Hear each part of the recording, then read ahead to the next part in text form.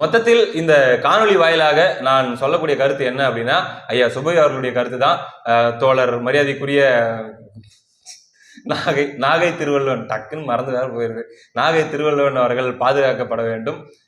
அவர் கட்சி சரி விடுங்க, திருப்பி அதை ரீகால் பண்றதுக்கு ஒரு தடவை போயிட்டு மைண்டை ப்ராசஸிங் பண்ண விரும்பல. ஒரு கட்சி வச்சிருக்காருல்ல, அந்த கட்சி பாதுகாக்கப்பட வேண்டும்.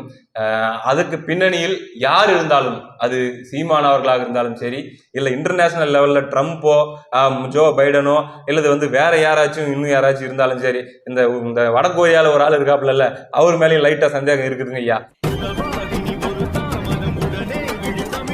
அனைவருக்கும் வணக்கம். ஒரு 2-3 விஷயங்களை பத்தி இந்த வீடியோல பேச போறோம். நம்ம ஐயா சுபவிலாம் கூட நடுவில் ஒரு கேமியோ பண்ணிட்டு போறாருன்னு வச்சுக்கோங்களேன்.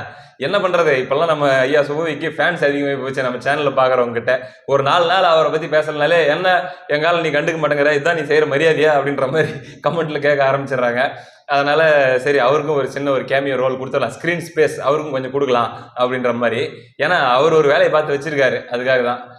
மற்றபடி என்ன விஷயம் அப்படின்னு நம்ம பார்க்க போறோம் அப்படின்னா, அண்ணன் சீமான் அவர்கள் மீது மீண்டும் ஒரு வழக்கு எஃப்ஐஆர் போட்டிருக்காங்க. இந்த தடவை ரொம்ப சீரியஸா பாக்குறாங்க அப்படின்ற மாதிரி கேள்விப்பட்டேன். அதாவது அந்த சண்டாளர்கள் அப்படின்ற வார்த்தையை அவர் பயன்படுத்தினார் அப்படின்றதுக்காக அது வன்கொடுமை தடுப்பு சட்டத்தின் கீழே வழக்கு பதியப்பட்டிருக்கு. கைது நடவடிக்கை வரைக்கும் இந்த வாட்டி போயே ஆகணும் அப்படின்ற மாதிரி மும்முரம் காட்டுது அரசு. அது உள்வட்டங்கள்ல ரொம்ப சீரியஸா தான் பேசிட்டு இருக்காங்க அப்படின்ற மாதிரியான செய்திகள்லாம் நம்ம கேள்விப்படுறோம். எது எப்படின்னு நமக்கு தெரியலிங்க. ஐயா கருணாநிதி அவர்கள் அவருடைய கடைசி காலகட்டத்தில் கூட, தன்னுடைய 90வது வயசுல கூட, தன்னுடைய ட்விட்டர் பக்கத்தில் அவரே போட்ட ஒரு ட்விட்டர்ல கூட, ஒரு ட்வீட்ல கூட அந்த வார்த்தையை அவர் பயன்படுத்தியிருக்காரு. அப்படின் போது அவருடைய 90வது வயசுல அது ஒரு சாதியை குறிக்கூடிய சொல், அதாவது சாதியை இழிவுபடுத்தக்கூடிய சொல் அப்படின்லாம் அவருக்கு தெரியாம தான் போட்டாரா அப்படின் போது, அப்ப அவர் பேசுனதால என்ன கணக்குல வரும் அப்படின்ற மாதிரியான கேள்விகளும், அதே போல நிறைய பாடல்கள்ல, நிறைய இலக்கியங்கள்ல கூட அந்த வார்த்தை பயன்படுத்தப்பட்டிருக்கு. அது போக இவர் எடுத்து பாடின அந்த பாட்டு கூட அதிமுகவுடைய பாடல் அப்படின்ற மாதிரியான வாதங்கள்லாம் இருக்கிறதுனால இது கோர்ட்ல போனா நிக்காது அப்படிங்கிற மாதிரியும் சொல்லப்படுது. இருந்தாலும் இதை வச்சு கைது வரைக்கும் கொண்டு போக முடியுமா அப்படின்ற மாதிரி பார்த்துட்டு இருக்கிறதாக தான் நம்ம கேள்விப்படுறோம். இப்படியாக ஒரு நெருக்கடி, எப்படியாச்சும் ஒரு தடை ஏற்படுத்திட்டே இருக்கணும் அப்படின்ற ஒரு போக்கு போயிட்டு இருக்கிற இந்த சூழல்ல இப்பதான் இந்த வீடியோவை ரெக்கார்ட் பண்றதுக்கு ஒரு சில நிமிடங்களுக்கு முன்னாடி ட்விட்டர்ல ஒரு பதிவு பார்த்தேன். பார்க்கும்போது கொஞ்சம் மகிழ்ச்சியா இருந்துச்சு. மரியாதைக்குரிய அண்ணன் வெற்றிக்குமாரன் அவர்கள், இப்ப அவர் நாம் தமிழர் கட்சியில இல்ல, அவர் தன்னுடைய ட்விட்டர் பக்கத்துல ஒரு பெரிய அறிக்கை விட்டிருக்காரு. அதுல இந்த ஒரு காரணத்திற்காக அவர் மீது வன்கொடுமை தடுப்பு சட்டத்துல எஃப்ஐஆர் போடுறது அப்படிங்கிறது ரொம்ப தப்பானது, ரொம்ப கண்டிக்கத்தக்கது, பழிவாங்கும் நோக்கத்தோடு இந்த அரசு செயல்படுது அப்படின்னு சொல்லி அண்ணன் சீமான் அவர்களுக்கு ஆதரவாக திராவிடத்துக்கு எதிராக, திமுகவுக்கு எதிராக தன்னுடைய கண்டனத்தை பதிவு பண்ணியிருக்காரு. பரவாயில்ல, சந்தோஷமா இருந்துச்சு. அது எத்தனையோ மாற்று கருத்துக்கள் இருக்கலாம், எவ்வளவோ பிரச்சனைகள் இருக்கலாம். ஆனா எதிரிகளால அல்லது தமிழ் தேசியத்தை அழிக்கணும் அப்படின்னு நினைக்கிறவங்களால ஒரு நெருக்கடி ஒரு வட்டத்துக்குள்ள இருக்கிறவங்களுக்கு வரும்போது ஒருத்தருக்கு ஒருத்தர் குரல் கொடுக்கறது அப்படிங்கிறது ஒரு ஆரோக்கியமான விஷயம். மற்றபடி உங்களுடைய அரசியலை நீங்க நல்லபடியா பண்ணுங்க. ஏன்னா தமிழ்நாட்டுல கிட்டத்தட்ட 36 லட்சம் பேர் நாம் தமிழர் கட்சிக்கு ஓட்டு போட்டிருக்காங்க அப்படின்னா, ஒட்டுமொத்த வாக்காளர்களுடைய எண்ணிக்கை 6 கோடிக்கும் மேல. அதனால உங்களுடைய டார்கெட் அந்த 36 லட்சத்துக்கு அப்பாற்பட்டு கிட்டத்தட்ட 5.25 கோடி பேர் இன்னும் வெளியே தமிழ் தேசியத்துக்குள்ள வராம திராவிட மாயையில சிக்கிக்கிட்டு இருக்கிறாங்க.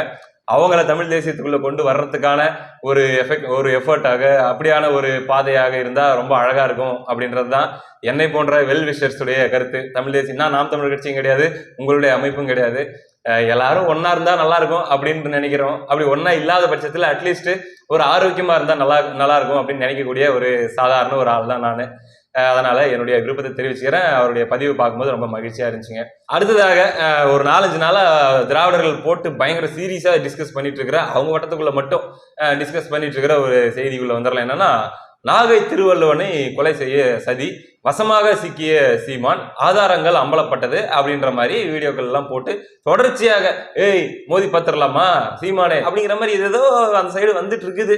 என்னடா அது அப்படின்னு நமக்கு ஒன்றும் புரியல. அது பெருசாக அந்த டாப்பிக்கை போய் பார்க்கறதுக்கு இன்ட்ரெஸ்டும் இல்லை. எதையாச்சும் உருட்டிட்டு இருப்பாங்க போங்கயா அப்படிங்கிற மாதிரி தான் இருந்துச்சு. ஆனால் அந்த டைட்டில் பார்த்த உடனே நாகை திருவள்ளுவனை நாம் தமிழர் கட்சி டார்கெட் பண்ணுதா? லாஜிக்கே இல்லையே. எதுக்கு அவங்க போயிட்டு அந்த மனுஷனை போயிட்டு கொலை பண்ணிடணுன்ற அளவுக்குலாம் யோசிக்க போறாங்க?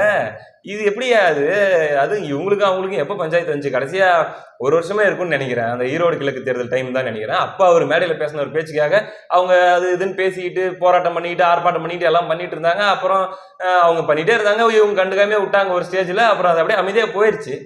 அப்படி இருக்கக்கூடிய சூழல்ல இவரை அவரு டார்கெட் பண்ண போறாரு.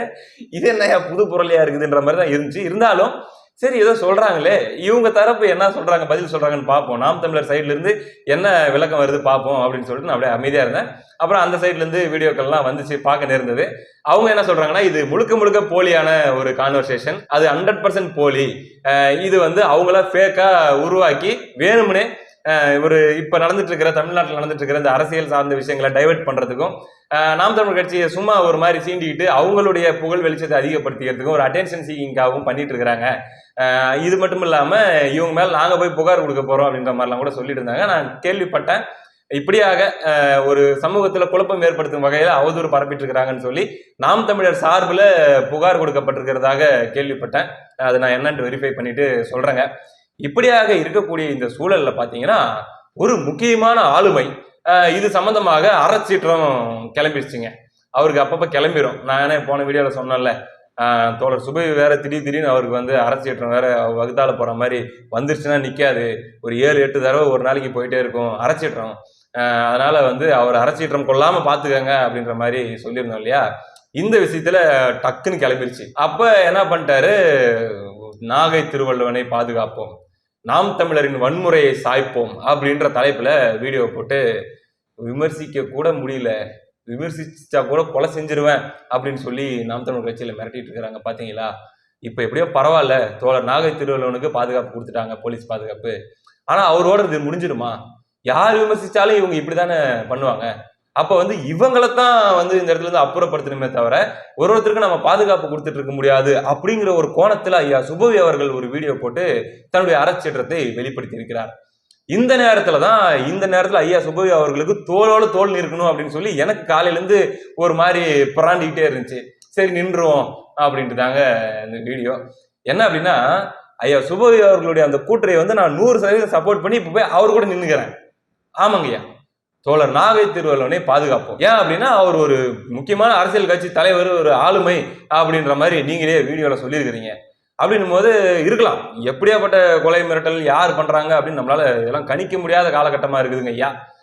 அதனால வந்து போலீஸ் விசாரிக்கட்டும், இவங்களும் கம்ப்ளைண்ட் கொடுத்துருக்காங்க, அவங்களும் கம்ப்ளைண்ட் கொடுத்துருக்காங்க, விசாரிக்கட்டும், யார் என்னன்னு தெரியட்டும்.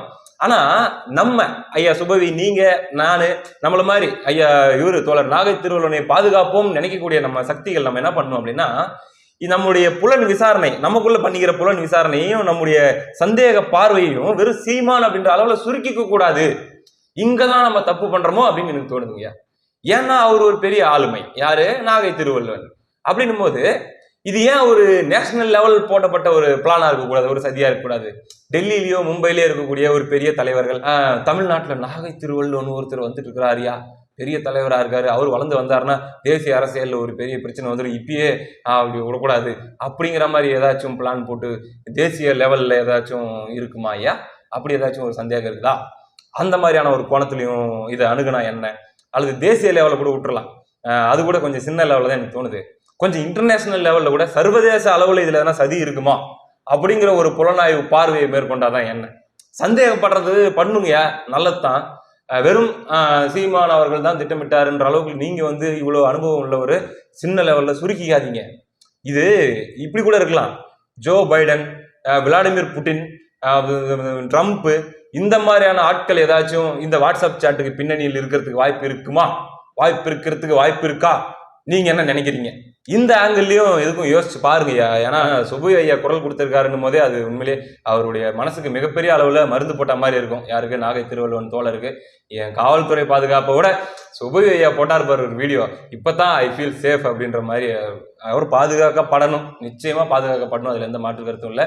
100% வன்முறையை எதிர்க்கக்கூடியவன் நான். அப்படின்னும் போது இதை நம்ம பார்க்கணும்யா. ஏன்னா இன்டர்நேஷனல் லெவல் அப்படின்ற அளவுக்கு நம்முடைய சந்தேக பார்வையை நம்ம 2 பேரும் ஏன் இப்படி விரிச்சு பார்க்க கூடாது அப்படின்றதுக்காக நான் சொல்றேன். அப்படின்னா சுபவி ஐயா, இப்ப இந்த வேங்கை வயல் இஷ்யூலாம் இருந்துச்சு இல்ல, தொடர்ந்து தமிழ்நாட்டுல வந்து தலித்துகள் தாக்கப்பட்டிருக்கிறாங்க. இந்த கடந்த 3 வருஷத்துலதான் வந்து தலித்துகள் மீதான வன்முறை, பட்டியல் சமூகத்தினர் மீதான வன்முறை எல்லாம் அதிகமாயிட்டு இருக்குதுன்னு வேற எல்லாம் பேசிட்டு இருக்கிறாங்க, எவிடன்ஸ் கதிர் போன்றவர்கள். அப்படின்னும் போது இப்ப தமிழ் புலிகள் கட்சி ஒரு பயங்கர வீரியம் மிக்க, ஒரு ஆளுமை மிக்க ஒரு கட்சின்னு வேற நீங்க சொல்றீங்க.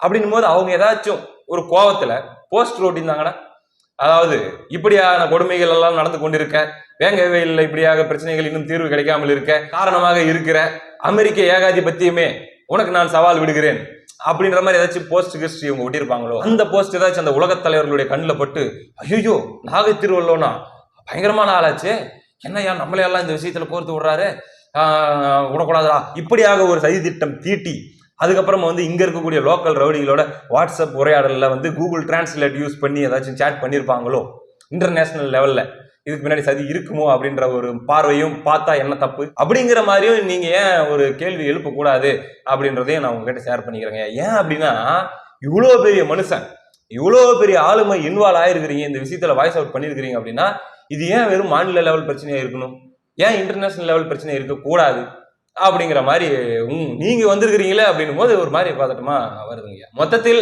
இந்த காணொலி வாயிலாக நான் சொல்லக்கூடிய கருத்து என்ன அப்படின்னா, ஐயா சுபவி அவர்களுடைய கருத்து தான். தோழர் மரியாதைக்குரிய நாகை திருவள்ளுவன், டக்குன்னு மறந்து வேற போயிருது, நாகை திருவள்ளுவன் அவர்கள் பாதுகாக்கப்பட வேண்டும். அவர் கட்சி சரி விடுங்க, திருப்பி அதை ரீகால் பண்றதுக்கு ஒரு தடவை போயிட்டு மைண்டை ப்ராசஸிங் பண்ண விரும்பல. ஒரு கட்சி வச்சிருக்காருல்ல, அந்த கட்சி பாதுகாக்கப்பட வேண்டும். அதுக்கு பின்னணியில் யார் இருந்தாலும், அது சீமான் அவர்களாக இருந்தாலும் சரி, இல்லை நேஷனல் லெவலில் யாராச்சும் இதில் லீடர்கள் இன்வால்வ் ஆயிருந்தாலும் சரி, இல்லை இன்டர்நேஷனல் லெவலில் ட்ரம்ப்போ ஜோ பைடனோ இல்லது வந்து வேற யாராச்சும் இன்னும் யாராச்சும் இருந்தாலும் சரி, இந்த வடகொரியாவில் ஒரு ஆள் இருக்காப்புல, அவர் மேலேயும் லைட்டாக சந்தேகம் இருக்குதுங்க ஐயா. மற்றபடி யாராக இருந்தாலும் பாதுகாக்கப்பட வேண்டும் அப்படின்ற கருத்தை மட்டும் பதிவு செய்து கொண்டு விடைபெறுகிறேன். அடுத்த காணொலியில் சந்திப்போம். நன்றி.